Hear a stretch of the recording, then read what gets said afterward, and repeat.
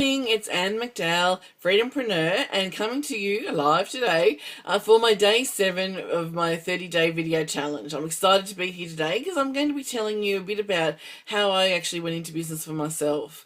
You know from previous videos, or if you don't, this is the first time you've tuned in, that I was working in the corporate world, and I was a manager of a training organisation, and I was very unhappy. Overworked, underpaid, undervalued, underappreciated. You know the story. And really, I'd had a gutful. So on New Year's Eve 2002, I made the decision to go into business for myself. I had great role models. My parents had been in business for, which turned out to be 40 years. So, I had good role models of small business. So I was so unhappy that New Year's Eve, and I decided to do something about it. And as I said in previous video, if I knew that if I didn't change, nothing would change. I had to make the painful moves. I had to get out of my comfort zone. I had to move forward, and that's what I did. So I decided to, and I'll give you a little bit of a background on how I actually went into business, the first steps. So the first step was to register a business name. So I had thought about it. I wanted to use my name as in my business title because I was going to become a consultant, mobile consultant. So I put my name in the business title, and I registered that with the government. You couldn't do it online then, but you can certainly do everything online these days, which just makes everything so much easier. So I then grabbed the number when it came back to me, and I went and opened a business banking account. I chose a bank. It was no biggie in terms of who it was. As long as they looked after me, I didn't care. So I did, and I took my 100 points of identification in, my business name, blah, blah, blah, put $50 in the bank account. I didn't have oodles of spare cash.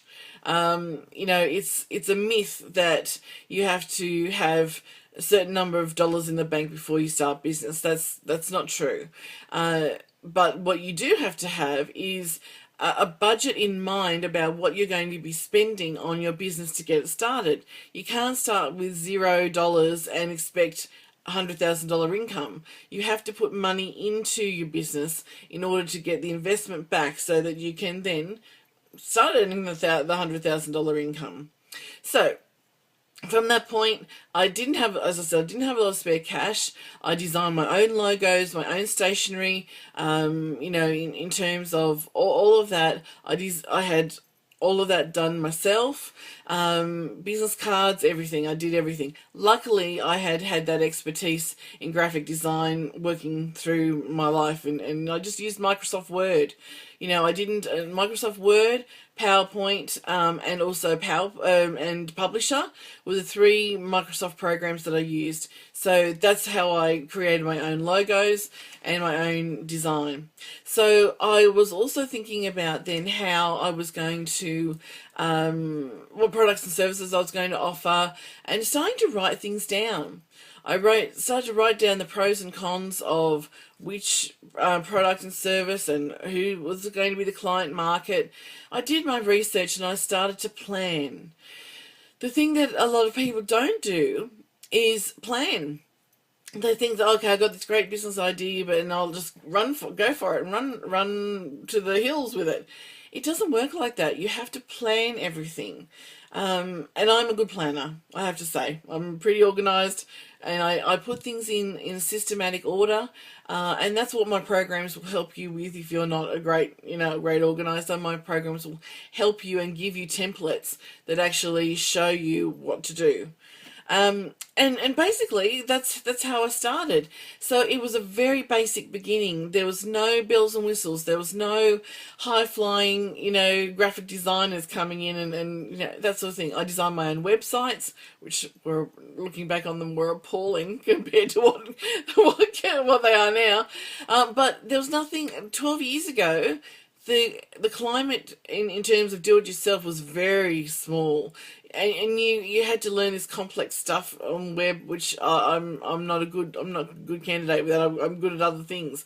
So just in terms of that, you've got so much available to you these days online for relatively cheap input and outlay for yourself. I even saw this morning design your own custom logos for $5 plus. You know, things like that exist. So in terms of setting up and making yourself look good and your branding, and you know, having a concept of who you're going to look like and what you're going to look like and to the outside world, it's very easy to do compared to what it was 12 years ago. So I wanted to just touch on that today, and also remind you that not everybody starts off their business with $1 zillion in the bank account. It's just wrong. Most people, like myself, started to put myself into business while I was still working. So I had my income coming in, helping fund and support what I was going to be doing into the future. Okay, so I'm going to leave it there. I'm just going to remind you that on the 28th of January, I've got 3 programs starting, a 3, 6 and a 12-month coaching program to help people get into business for themselves. The 3-month program is for business people or people who are unsure about whether they want to go into business full-term, long-term. The 6-month is for those who are ready, you know, you're onto it and you're ready to go. And the 12-month one is, you know, you're definitely fired up, you're an entrepreneur, you want to learn everything so that you can move forward.